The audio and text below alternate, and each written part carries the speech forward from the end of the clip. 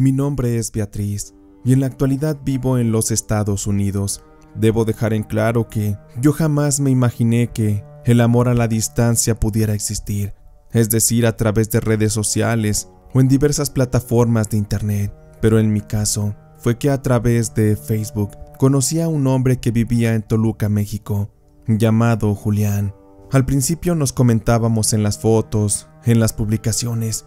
Poco a poco fuimos teniendo acercamiento, hasta que finalmente terminamos hablando en chat privado por horas y horas. Esto derivó a que iniciáramos una relación amorosa. Ambos entendíamos la distancia, pero aún así queríamos seguir adelante. Yo tenía la incertidumbre de saber si lo conocería en persona o no.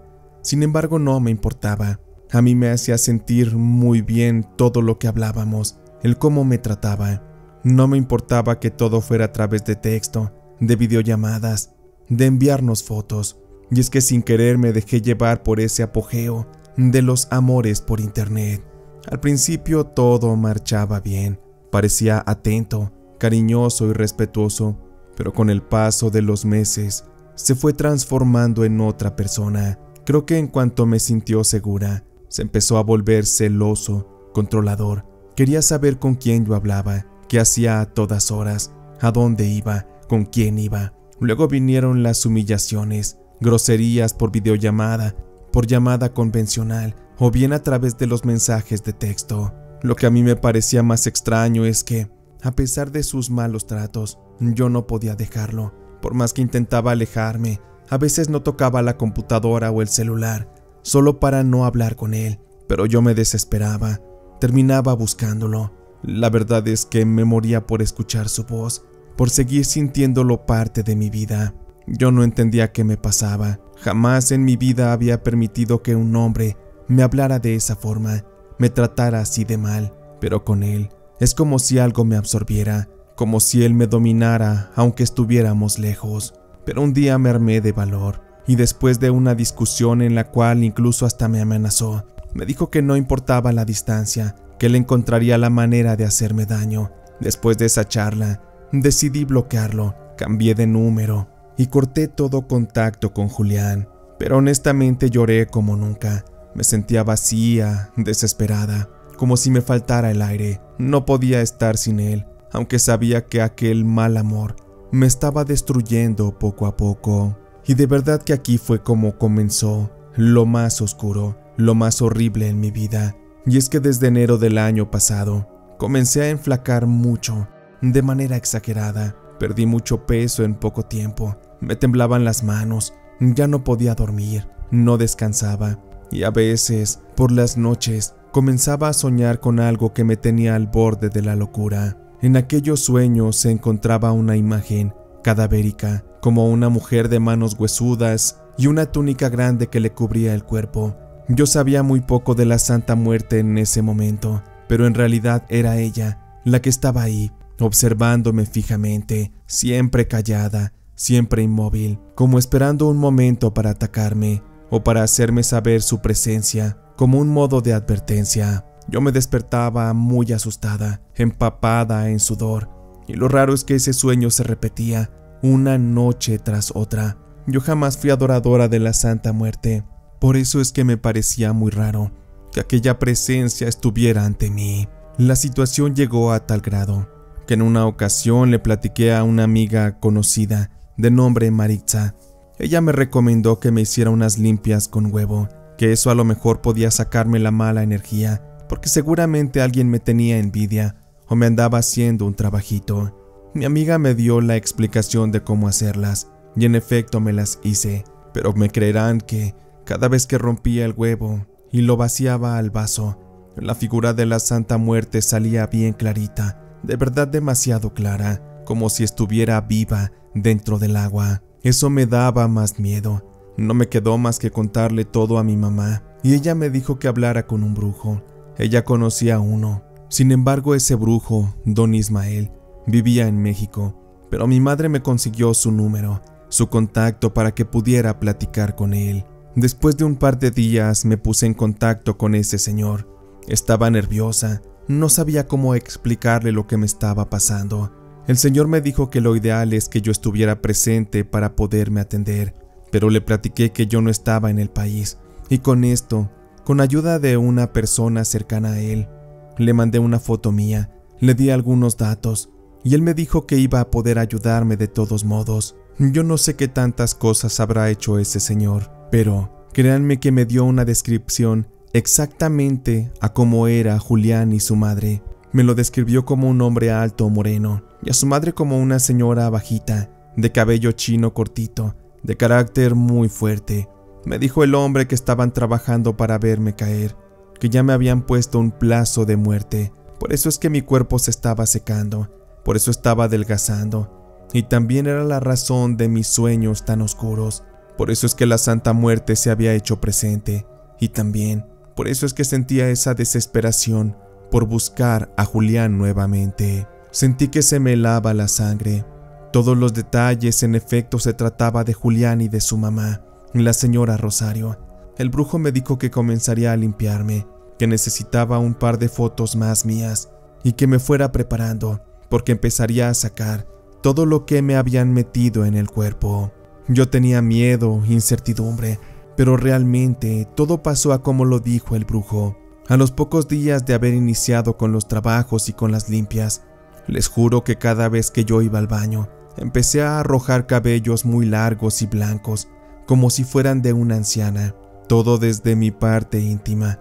Cada vez que jalaba un mechón con mi mano, lo iba haciendo despacio, y sentía como ese cabello se desprendía desde el interior de mi vientre, como si estuviera arrancando algo enterrado dentro de mí. Estaba muy asustada. Realmente aquello era horrible.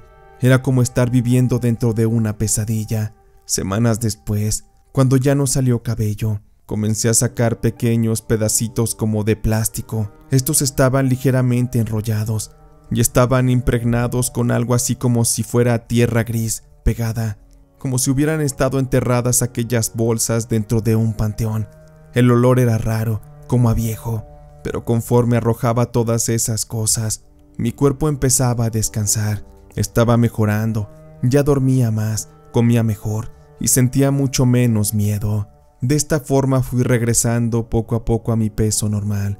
Hoy en día puedo decir que estoy bien, que volví a ser la mujer que era antes de conocer a esa persona. Julián estaba a punto de destruir mi vida, pero ese hombre me ayudó. Ese brujo me salvó la vida. Hasta la fecha no sé qué haya pasado con Julián o con su madre, pero lo que sí tengo muy presente es que aquel brujo me dijo que todo lo que ellos habían hecho se les iba a regresar, y honestamente no lo dudo. Estoy segura de que algo malo les debió haber pasado, porque el mal que hicieron se les debió multiplicar en su contra. Y si aquel brujo tuvo el poder de salvarme, de hacerme ver aquellas cosas tan horribles que me hicieron, por eso es que puedo constar de que tanto Julián como su madre la están pagando muy caro, porque ahora creo en la brujería, creo en el poder de la Santa Muerte, creo en el karma y en que existen fuerzas más allá de nuestra comprensión que pueden destruirnos la vida. Y aunque sé que muchos creerán lo que les estoy contando, sé que hay muchos que no, pero al final es juicio de cada quien. Yo solamente quería compartirles esta experiencia. Si te está gustando este episodio, por favor, apóyame dejando un comentario.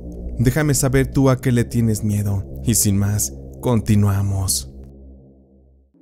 Si algo aprendí en esta vida es que la envidia puede venir de donde menos te la esperas. Muchas veces de las malas amistades, de la gente en el trabajo o hasta de tu familia. En mi caso venía de mi comadre Leti, una mujer que siempre nos visitaba en la casa. Era madrina de mi hijo Hugo. Sin embargo, lamento haber hecho ese vínculo, porque ella no era más que una maldita escoria. En ese tiempo yo trabajaba vendiendo comida. Tenía mis puestecitos de tamales que ponía a veces afuera de algún supermercado, a veces en la esquina de la cuadra, pero donde me empezó a ir mejor fue cuando lo coloqué afuera de una fábrica. Aquel puestecito era humilde, callejero, pero me iba bien. La gente me buscaba, me decía que mis tamales sabían a los de antes, a sabor de ranchito. Pero Leticia, mi comadre, también vendía comida. Ella estaba incluso cerca de ahí de la fábrica donde me instalé, pero su negocio nunca jalaba, no arrancaba. es que ella no era tan buena cocinera, pero eso sí tenía valor. Ella era de esas mujeres entronas, que no les daba miedo nada. Lo que a mí no me gustaba es que ella, cuando probaba de lo que yo preparaba, siempre me daba malas críticas, que si le faltaba sal, que el sazón no era bueno. Y como yo tenía de ayudante a mi marido, y él no trabajaba de otra cosa, me decía que tuviera cuidado, que mi marido nomás era un mantenido, que estaba conmigo por interés. Pero yo trataba de no hacerle tanto caso. Empecé a ponerle distancia porque se notaba mucho la envidia, y cada día que pasaba, sus comentarios iban más cargados de veneno. Pero un día, cuando por fin con el dinero de los tamales, logramos comprarnos un carrito usado, pero en buenas condiciones, a mi comadre Leti le dio un buen de envidia, porque ella y su marido no tenían carro, y de inmediato empezó a hacer malos comentarios. Decía que un carro no era necesario, que era más barato andar en camión, que luego los carros usados contaminaban más. Total que a esa mujer nunca se le daba gusto, pero yo nomás veía cómo le echaba los ojos al carro y cómo le ardía que a mí me empezara a ir bien. Ya para ese momento no hablábamos mucho. A veces mi comadre salía de la casa porque prácticamente éramos vecinas y ya no me saludaba. Ella se iba de paso. A veces de la distancia me barría de arriba para abajo. Se le notaba el odio, el rencor, y yo no entendía por qué. Yo solo estaba haciendo las cosas lo mejor que podía. Pero un día, mi marido empezó a tener unos problemas de salud. Él decía que le dolía el estómago, que de repente se sentía sin energía. Íbamos al doctor y nomás le daban antibióticos, pero al parecer aquello era algo distinto. Al poco tiempo, mi marido estaba ya bien flaco, como si lo hubieran exprimido. Pero eso no era todo, porque después yo empecé también a enflacar. Ya no podía dormir, sentía poco apetito, mucha ansiedad, sentía que se me iban las fuerzas. A veces ya no iba a trabajar todos los días, o a veces me pasaba hasta unas semanas sin preparar tamales, porque la verdad es que me sentía sin fuerza, las manos no me respondían, y al momento de tener que amasar, la verdad es que sentía que me iba a dar un infarto. Cuando yo iba al doctor también me decían que solo eran algún tipo de infección del estómago, que no era nada grave, que de todos modos tenía que hacerme algunos estudios, pero estos no arrojaban nada malo. Yo estaba desconcertada, no entendía cómo nos habíamos enfermado, qué habíamos comido que nos tenía así. Sin embargo, una madrugada, mientras trataba de dormir, recuerdo que escuché clarito unos pasos que iban caminando por la banqueta, justo hasta donde estaba mi casa. Me levanté y me asomé cuidadosamente por la ventana, y ahí vi a mi comadre Leti. Como yo no tenía barandal, simplemente era un pedacito de tierra que conducía directo a la puerta principal. Ella estaba ahí, enterrando algo frente a la puerta. Era algo pequeño, que estaba envuelto en una bolsa negra. Mi corazón se aceleró y no quise decir nada. Tenía que descubrir qué es lo que estaba haciéndome mi comadre. Al día siguiente, bien temprano, me levanté, cuidadosamente de que nadie me viera. Desenterré aquello, lo llevé para adentro de la casa, y cuando destapé aquella pequeña bolsa, me di cuenta de que había algo que me aterró desde el principio. Se trataba de una pequeña figura de la Santa Muerte. Tenía envuelto mi nombre y el de mi marido. Tenía algunas manchas de algo que parecía ser sangre, como si con eso ella estuviera buscando que nos pasaran cosas malas. Incluso me atrevo a decir que ella, con esa brujería, quería matarnos. Yo estaba bien asustada. Le dije a mi esposo lo que estaba ocurriendo, y me dijo que ni se me ocurriera hacer algo, porque la brujería era una cosa muy extraña y peligrosa. Pero yo no podía quedarme así callada. Yo tenía otra amiga muy de confianza, a la cual tenía que platicarle aquello, porque como yo sabía que esa señora acudía con un hombre a hacerse limpias y demás, yo necesitaba que me llevara a visitarlo. A escondidas de mi marido fuimos. Cuando llegamos me presentó ante aquel señor, don Filemón.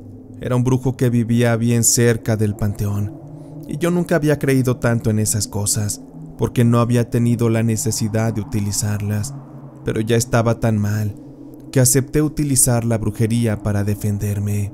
Aquel señor me miró de arriba abajo y sin que yo dijera nada, de inmediato me dijo que me estaban trabajando. Una mujer cercana, muy cercana. Esa supuesta mujer me quería ver tirada, incluso muerta. Ya en la confianza le platiqué de Leti, mi comadre. El señor Filemón notó el odio y el coraje que yo tenía contra mi comadre, y con eso me pidió que escribiera el nombre completo de mi comadre, y si me sabía la fecha de nacimiento mucho mejor. Por suerte y porque tuve cierta cercanía con ella, me sabía aquellos datos. Después de ponerlos en la papeleta, se los entregué al señor Filemón, y este de inmediato puso un poquito de sal sobre una mesa. Después puso aquel papel, y encima le puso una vela de color negra. Con esto el señor Filemón empezó a fumarse un puro, y todo el humo lo soplaba directo a la papeleta, a la vela, a la par de que rezaba unas oraciones. Aquella visita la tuve que repetir durante 3 noches, y les juro que en la tercera noche, mientras el señor murmuraba una oración, la veladora de color negra se apagó sola. No había viento ni movimiento, nada.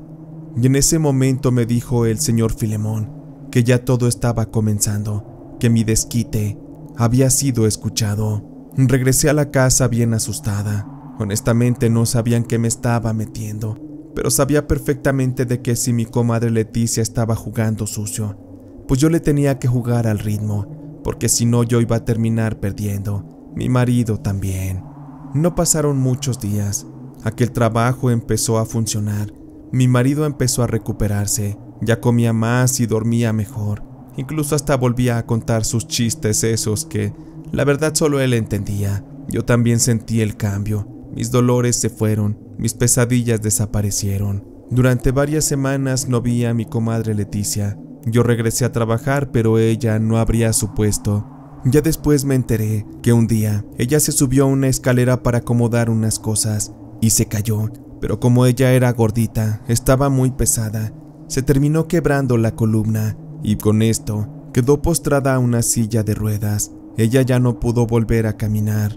Con aquello su vida se vino abajo. Toda la envidia, todo el karma que tenía que pagar, se le vino encima. Honestamente me dio remordimiento, sentí lástima, pero también entendí que a veces la gente se busca su propio destino, su propio mal, y de esa forma no se puede hacer nada. Las personas no estamos hechas para ir resolviéndole la vida a la gente.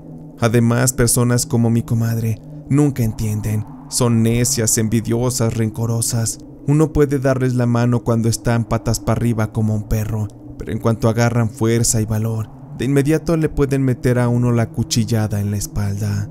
Hoy les puedo contar con confianza que los poderes de la Santa Muerte son reales. Pueden destruir a una persona o incluso ayudarle, por lo que he sabido. Pero aún con esto, la envidia es lo que realmente destruye, porque la Santa Muerte simplemente sirve a quienes le dan órdenes, a quienes le brindan su fe y le entregan su alma. Pero hoy yo agradezco a la vida, a Dios, a la brujería y a don Filemón, que mi marido y yo estamos vivos y que con salud, con abundancia, podemos seguir cuidando de nuestros hijos. De verdad que me da gusto saber que mi historia saldrá en el podcast de Diego. Desde hace años escucho sus historias y por fin me he decidido a mandar la mía. Mi nombre es Álvaro y esto que voy a contar no lo digo con orgullo. Se los cuento porque de verdad todavía tengo miedo y me tiembla el alma cuando lo recuerdo. Hace algunos años yo tenía una novia que quería mucho. Era una mujer buena, noble, de esas mujeres que te cuidan sin pedirte nada a cambio. Se llamaba Jimena, pero yo por tonto, por andar de volado, por andar de caliente, me terminé involucrando con otra mujer, Dalia, una muchacha bonita de esas coquetas, que siempre andaban escotadas y que uno sabe bien que no le convienen, pero aún así el peligro a veces es bien tentador. Todo comenzó como un juego, mensajitos, fotos, llamadas a escondidas. Yo creí que podía controlar la situación, que nunca nadie se iba a enterar. Tuve algunos encuentros amorosos con Dalia a escondidas y la verdad es que los disfruté mucho, pero yo no sabía que estaba jugando con fuego. Pero por un descuido, después de un tiempo, creo que me fui volviendo más confiado. y a razón de esto es que Jimena terminaría encontrándome unos mensajes de Dalia, y ahí se acabó todo. Me gritó, lloró, me dijo que le había destrozado el corazón, y honestamente pues me sentí mal, pero ya no había nada que hacer. Admití mi error y perdí la confianza de Jimena, todo por andar de loco. Esa fue la última vez que la vi. Sin embargo, lo que me pareció muy raro es que unas semanas después empezaron a ocurrirme cosas. Yo no dormía y sudaba frío. En todos lugares a los que iba o donde estaba, sentía como que alguien me observaba, como si una voz me susurrara bajito en el oído. Eso me empezaba a poner nervioso, pero me imaginé que simplemente se trataba de un efecto, por la culpa que sentía por lo que le hice a Jimena.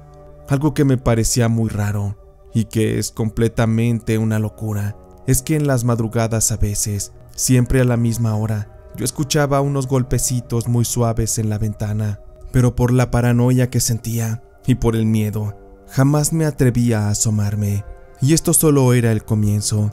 También pronto me corrieron del trabajo, y en mi casa empecé con muchos problemas. A veces me dolía el cuerpo y no sabía por qué, y tenía que tomar horas de reposo. Empecé a tener problemas con mis amigos, e incluso con uno de estos, con quien tenía una amistad de ya muchos años. Terminé agarrándome a golpes por una situación que, honestamente, yo no provoqué. Yo sentía que de un día para otro, mi suerte había cambiado, había desaparecido. Todo me salía mal, ya en ningún lugar encajaba, no encontraba trabajo. En mi casa ya me querían correr mis papás, porque ya no daba dinero para ayudarles.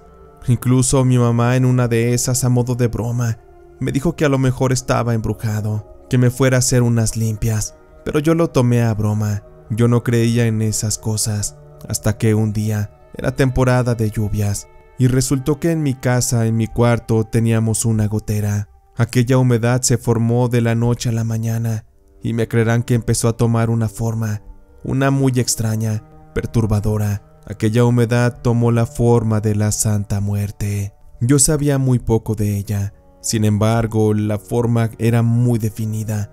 Su rostro, una mano huesuda, su túnica. Empecé a tener mucho miedo, y en base a eso, empecé a creer que realmente algo me habían hecho con brujería para acabarme la vida, y solo era cuestión de tiempo para que pudiera enterarme de que realmente mi madre tenía razón, aunque sonaba a juego, pero me habían hecho brujería. Y es que una hermana de Jimena, con la cual yo tenía mucha confianza, ella me mandó un mensaje al celular, muy preocupada, preguntándome si me podía llamar. Le tomé la llamada y ahí me contó de que tanto Jimena y su mamá me estaban trabajando con la Santa Muerte. Y es que aquella hermana de Jimena era muy católica. Ella tenía miedo de lo que estaban haciendo su hermana y su madre.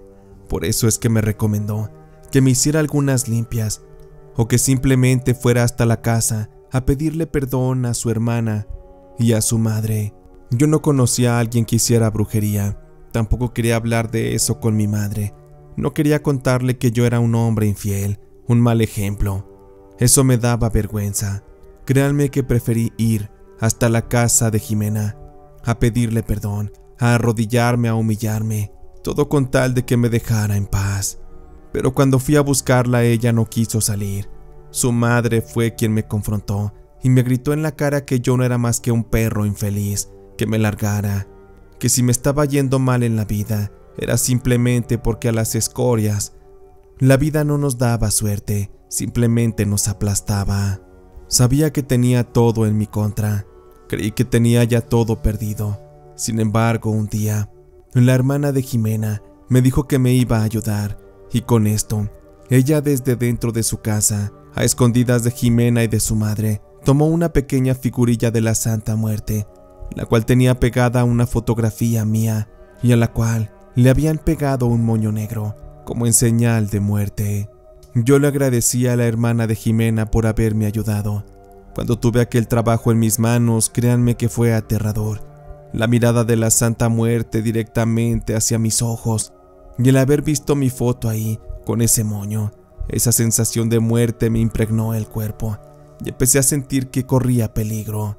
Por esta razón es que conseguí ayuda rápido. Fui a un mercado donde vendían todas las cosas de brujería, desde estatuillas de la Santa Muerte, veladoras y demás cosas. De allí encontré a una persona que me ayudó. Me hizo algunas limpias. Esa señora se quedó con la estatuilla de la Santa Muerte, con la fotografía. Me dijo que ella iba a destruir el trabajo que me hicieron, que me iba a dar protección. Sin embargo, la única manera de protegerse de la Santa Muerte era ponerse de su lado. Por ello es que me vendió una figurilla, me dio algunas oraciones y me pidió que jamás abandonara la fe, porque el día que yo lo hiciera, el día que dejara de rezarle, el día que dejara de ponerle ofrenda, ese día el trabajo que me habían hecho regresaría, porque la Santa Muerte se encargaría de ponérmelo encima una vez más. Les aseguro que hoy estoy bien. Mi vida cambió cuando empecé a rezarle a la Santa Muerte.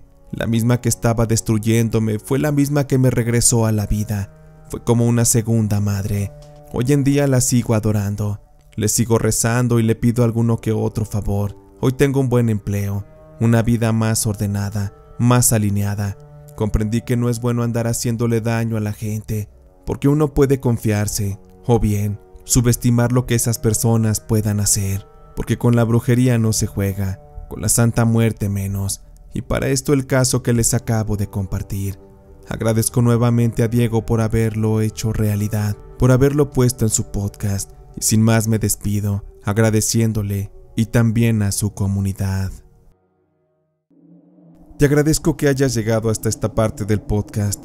Te recuerdo también que estos episodios los puedes escuchar directamente en Spotify. Si tienes alguna historia para compartir, puedes hacérmela llegar a los correos disponibles. Y sin más me despido. Mi nombre es Diego y soy el Gato Humano. Hoy ha sido una gran noche de relatos. Por eso es que podemos ir en paz. Esta noche de relatos de terror del gato ha terminado.